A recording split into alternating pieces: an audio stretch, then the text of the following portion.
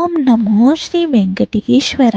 ఈరోజు మీకు చెప్పబోయే కథ శ్రీ పద్మావతి అమ్మ పవిత్రమైన కథ. ఒకరోజు త్రిచున ఊర్లో ఒక సంతానం లేని దంపతులు వచ్చారు. చాలా సంవత్సరాలయ్యాయి కానీ సంతానం లేదు. వాళ్ళు ప్రతి దేవుడు ప్రార్థించారు కానీ ఫలితం లేదు. బాధతో వాళ్ళు పద్మావతి అమ్మ ముందు దీపం వెలిగించి ఇలా ప్రార్థించారు. అమ్మా, మా జీవితంలో వెలుగు కావాలి. ఆ రాత్రి ఆమెకి స్వప్నంలో అమ్మ దర్శనమిచ్చారు. 11 రోజులు నా నామంతో దీపం వెలిగించి మనసుతో ప్రార్థించాలి. వాళ్ళు చెప్పినట్టుగా 11 రోజులు దీపం వెలిగించి వ్రతం చేశారు. 12 రోజు ఒక అద్భుతం జరిగింది. డాక్టర్స్ రిపోర్ట్ లో అసంభవం అని చెప్పిన సంతానం యోగ్యం కనిపించింది. కొంతకాలం తర్వాత వాళ్ళ ఇంట్లో చిన్న బాలుడు జన్మించాడు. ఆ బాలుడు పేరు పద్మ అని పెట్టారు. అమ్మకి కృతజ్ఞత చెప్పారు. అందుకుని త్రిచున ఊర్లో జనం అంటారు, పద్మావతి అమ్మ